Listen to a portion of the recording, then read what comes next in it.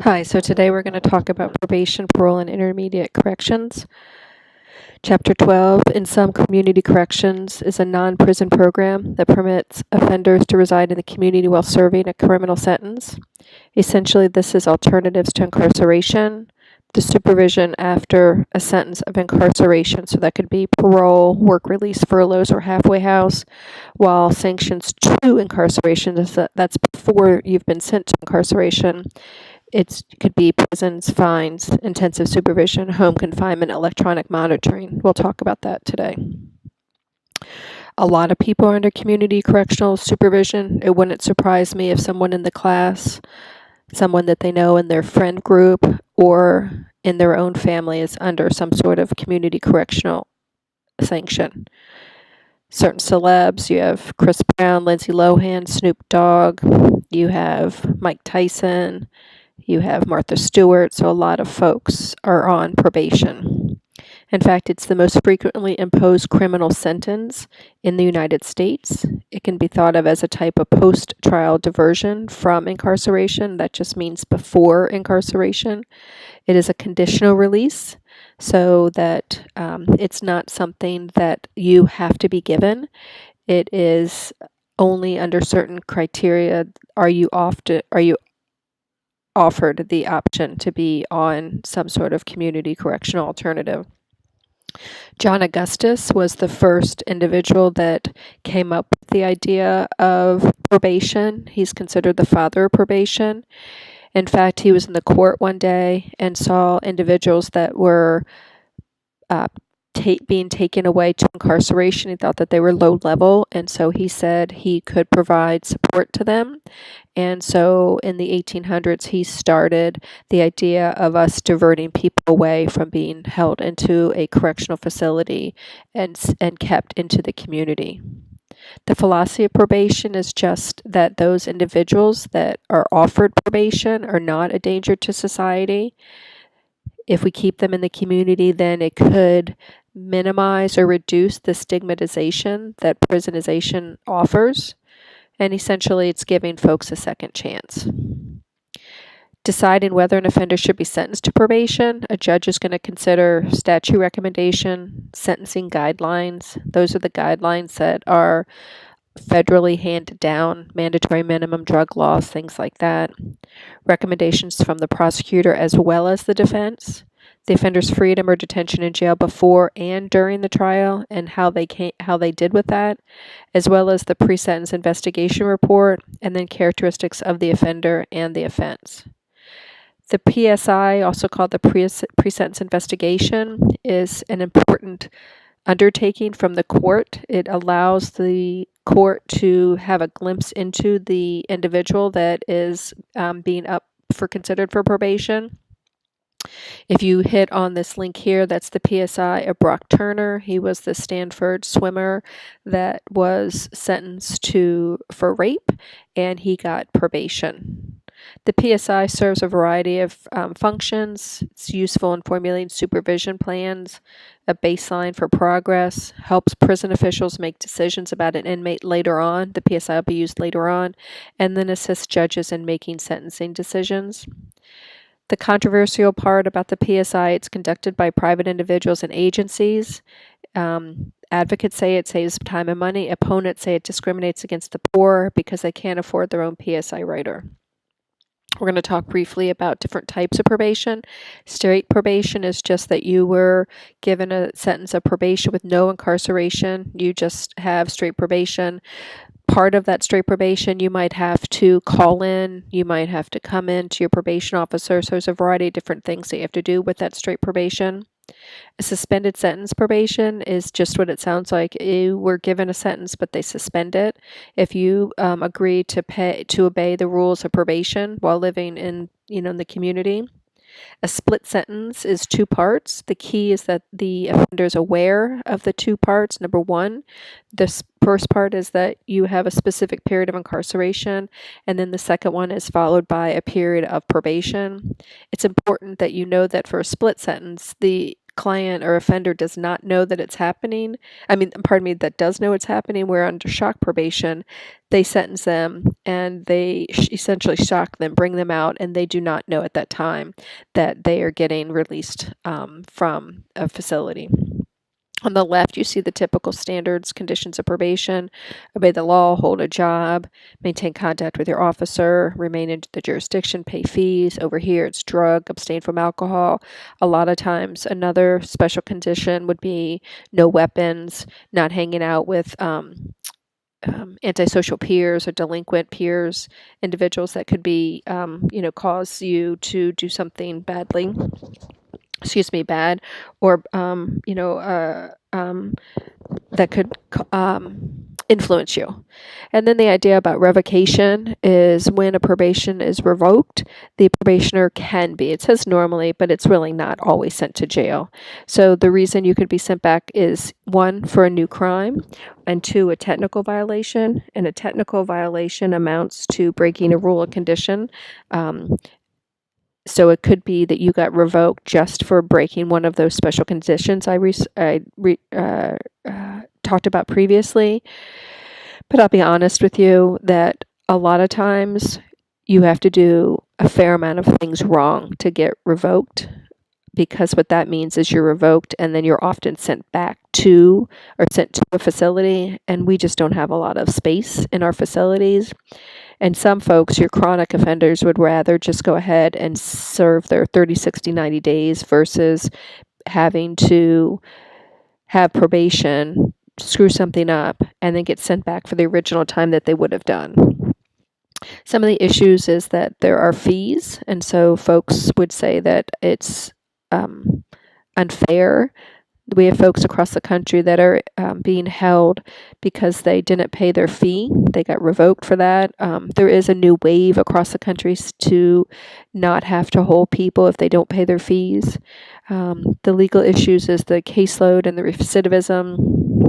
The confidentiality of probation, that individuals can come into your house at any time as a condition of probation. But the reality is we have some officers have 200 folks on their caseload, so the reality that they will come and surprise you is probably nil. Intermediate sanctions, punishment that is less severe than incarceration but more severe than normal probation. And so what does an intermediate sanction look like? It looks like this prison ladder. So down here at the very bottom, we have fines, forfeiture. Forfeiture is if you have dope on a boat. It rhymes. If you have marijuana on a boat, then they could take your boat as forfeiture, or your car, or something like that. If you have a house that you're manufacturing drugs, they could do asset forfeiture on that. Restitution, probation, then you have what we'll call intensive probation. We'll talk about that in a minute. House arrest, electronic monitoring, day reporting, residential community center, split sentences, boot camps, prison, and then of course the harshest punishment is to be put to death by the state. I don't necessarily need you to know all of this, but I do certainly need you to know the gravity, that it starts with fines and then continues on into commensurate with the death penalty. Why should we use intermediate sanctions? It does reduce prison overcrowding. Prisons are very expensive. There is no evidence that that incarceration, holding you in a facility, actually rehabilitates you. Intermediate sanctions can still maintain family, community, and ties because you're still in the community. And so the idea is that folks can still be able to be in touch with you. And that by that, then you are less likely to, you're more likely to want to please them and less likely perhaps to commit another crime. Intensive probation supervision. The idea is that community-based sanctions, which emphasize close monitoring of convicted offenders and impose rigorous. So this is multiple face-to-face, multiple home visits, random, what we call UAs, which is urinary analysis. So random UA, community service. That means you have to volunteer in the community. you have to go to treatment, maybe drug treatment, maybe parenting classes, maybe batter intervention. You have to maintain employment. You have to get your GED if you haven't. You have to pay fines. So this is really a lot more information. It's quite supposed to be intense. The idea about house arrest is that it requires you to stay in your homes. It's often coupled with electronic monitoring. Oh, excuse me. So the idea about electronic monitoring and house arrest is you stay in your house except for if you can solicit the judge or affirm with the judge that you can go to work or you can go to church or maybe go to a funeral or a wedding or something like that. But for all intents and purposes, you need to be in your house. The way that they do that is through an electronic monitor. Sometimes it could be passive, and they just turn on a system and you have to hold up this element to a box. It looks really like a TV box or an active where they'll always know where you are. If the signal's broken, then they know that you've messed with it. And ironically, a couple weeks ago in Charlotte, folks were stealing cars, and the reason why they found the one person was because they had broken their electronic monitoring bracelet. Residential community corrections. So this is individuals that are in a non-secure, we call it a halfway house or step-down unit. The idea with that is that we're supposed to really kind of bridge them between the housing, getting out of a facility and then not yet back in their own community. So it's not a locked facility, but they still have the option to be watched because there is someone that's at the halfway house 24/7. Some of the opponents of halfway house is that it's in a community setting. So neighbors don't often like having individuals come and go in a halfway house. A day reporting center. This is also referred to as a residential, non-residential community-based treatment center. So essentially, the crux of these are if you are not employed, they don't want you sitting around, hanging out, playing video games, smoking dope. So they would rather you go and report to a day reporting center and use your time wisely there. We have temporary release programs, and this is for individuals that have, been furloughed or allowed to come home for a little bit of time. I can promise you, though, if you are part of these temporary release programs, the idea of random drug testing will not be random when you come back in because you will absolutely get tested to see if you had used any drugs while you've been out of the facility. And then boot camps. This is based on a paramilitary style. You wake up at 3, 4, 5 a.m. You do a lot of calisthenics. There's been no consistent evidence that boot camps actually reduce recidivism. And recidivism means that the idea that you commit another crime. And so there's been no evidence, pardon me, that these work. So there's been a lot of critiques about boot camps. Some would say that it makes for a very buff inmate because they lift weights and they run and they're in a lot of shape. So it doesn't necessarily come out to the same type of boot camp when you are working towards a goal in the military structure. So if probation is on the front end, and that is managed by the courts, so if something happens, your probation officer will bring you before a judge. On the back end of incarceration is parole, and if something happens while you're on parole, you go back to the correctional agency. And so there's two different types between probation and parole. Parole is not a court parole is not a court-imposed sentence, and parole is used with persons leaving prison. So those are individuals that have served some time in a facility. Parole can be divided into two components. One is releasing inmates from prison, and another is a continuation if you do something wrong to go back to prison. There's also important differences. Parole rules and conditions are much stricter because, again, these are individuals that have been adjudicated, that they have been sentenced. They were serious enough that they got a bed in a facility. Officers tend to be less tolerant of violations committed by parolees, and parolees often face greater adjustment periods. And this is really quite part of the idea of reintegration back into our community in the United States. We don't do a great job of reintegrating our individuals back into a facility, from a facility. When we're looking at parole, we're looking at community safety, promote offender betterment, reintegration, what I was just talking about. We don't do a great job of that. Relieve and contain prison overcrowding and control the behavior of prison inmates. What I mean by that is just that if we can hang it over your head that perhaps you can do well and get out early, then maybe you will behave better when you're in a facility. And so, not surprisingly, the idea about parole came about a very long time ago.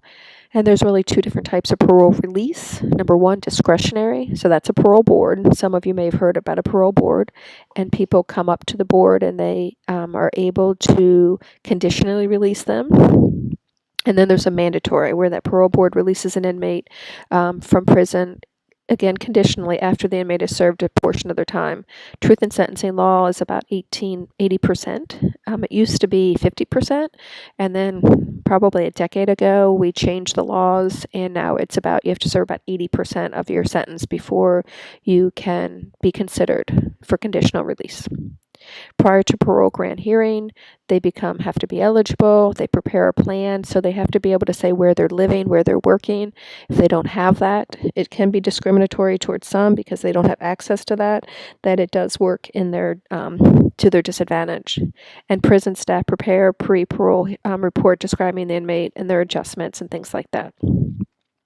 These are things that they're going to consider: the severity, the type, what sort of history did the inmate have, what were the victims, what were the age of the victims, was it a high sensational media case. So the Supreme Court has held that because parole is an act of grace, that they don't have the same right. And so what that's saying is that the parole board can allow for a lot of other conditions on your head. So similar to folks that would rather just serve straight time on the front end versus being under the thumb of the court with probation, there's folks that would say, I don't even want to be conditionally released. I just want to do all my time, get my paper, get off paper, they would say, and go ahead and be done. You don't have to watch me at all. Parole issues, it undermines both retribution and deterrence for those that get released because they are not fulfilling their entire sentence. The parole doesn't sufficiently guarantee public safety. Again, you could see what we're focusing on is making sure that they have a place to live and a job. And parole is unfair because some can be serving vastly different sentences depending a lot of times on money and what kind of opportunities you have when you get out. And so two legal categories are their civil rights and the rights of the parole officer. And again, individuals forfeit a number of civil rights. Supporters argue that that's necessary to preserve public safety. Opponents say it's unfair, that in fact they've already paid their debt to society, so why do we keep having to hound them? 3 elements that have to be proven is that the legal duty is owed the public, and evidence of a breach of the required standard of duty, and an injury or damage to a person or group proximity caused a breach of duty, and this is for them to be held liable. The long-term implications are unappreciated. This actually puts more strain on parole resources and in fact can produce further recidivism. This can exacerbate prison crowding again because we have to put them back in. Or the public and political response to high parole recidivism is demand to get tough stance. And again, a get tough stance means that there's more folks being held locked up. The idea about prison adjustment and recidivism is that a key to successful community adjustment is reintegration. The idea that once you come out from prison, you have a mark on your head of an ex-con, and that we don't do a great job in our community and our communities in our country of being able to allow folks, once they have paid their debt, to reintegrate them back into society and help them get a job and things like that. And then the last one is net widening, which is, we've already talked about it in a previous class, which is the idea that be careful of how many programs we might have for fear that we end up putting people in a program when normally we would just release them. And that, my folks, is all I have for you for this chapter. Thanks so much.